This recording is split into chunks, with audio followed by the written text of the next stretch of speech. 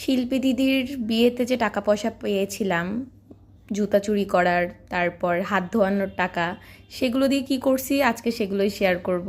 কেমন আছেন আপনারা সবাই? আশা করছি ভালো আছেন। প্রথম সিনেই দেখতে পাচ্ছেন এখানে বেশ মারামারি হচ্ছে, মানে দাদাকে কাটার ধান্দায় সবাই ছিল, কিন্তু দাদাও এক খোড়া মানুষ, সে টাকা বের করবে না।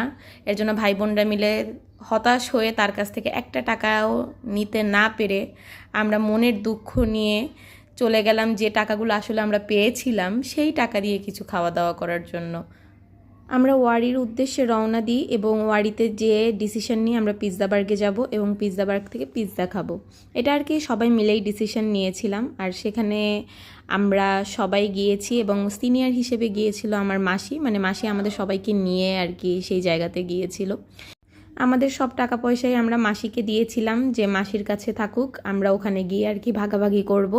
আর মাসির কাছ থেকে টাকা নিয়েই প্রথমে আমরা পিৎজাটা অর্ডার করে দিয়ে আসি এবং পিৎজা বার্গ ওয়ারির যে রেস্টুরেন্ট ছিল আশেপাশটা খুব সুন্দর করে ডেকোরেশন ছিল, আর ডেকোরেশন দেখতেছিলাম যে কেমন কি সাজিয়েছে। খুলনার পিৎজা বার্গ তো দেখতে অনেক সুন্দর, সেটা তো আমরা জানি, কিন্তু ওয়ারির পিৎজা বার্গটা কেমন সেটাই আর কি ঘুরে ঘুরে দেখছিলাম।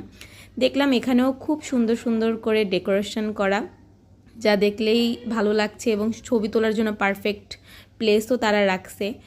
আর ভাবছিলাম কখন যে এখানে ছবি তুলব, কিন্তু ছবি ওভাবে তোলা হয়নি যেহেতু সময় স্বল্পতা বেশ ছিল। আমি একটু গিয়ে দোলনা খেয়ে নিলাম, কারণ দোলনা যেহেতু পেয়েছি একটু দোলনায় না বসলে কি হয় বলেন। এরপর এখানে একটা গাছ চোখে পড়লো, ভাবলাম এটা মনে হয় আসল গাছ, কিন্তু কাছে গিয়ে দেখি না, এটা একটা নকল গাছ। এর জন্য হতাশ হয়ে আবারও চলে গেলাম মিররের কাছে, নিজে নিজে কিছু স্ন্যাপ নিচ্ছিলাম। এরপর চলে আসে আমার বাহিনীরা, মানে আমার ভাইয়েরা।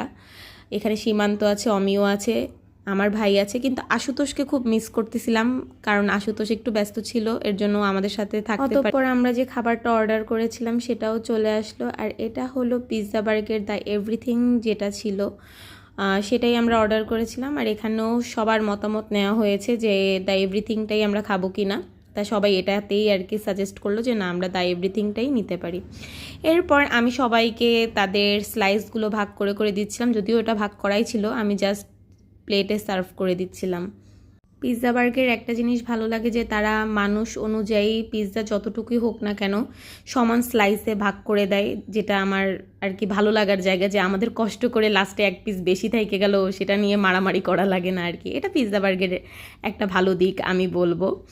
আর এই তো ভাই বোনেরা খাওয়া দাওয়া শুরু করলাম। আর পিৎজা বার্গের পিৎজা নিয়ে তো রিভিউ দেওয়ার মতো আসলে কিছুই নেই, কারণ আমি অন্তত পিৎজা লাভার, আর পিৎজা লাভারদের জন্য পিৎজা বার্গই বেস্ট।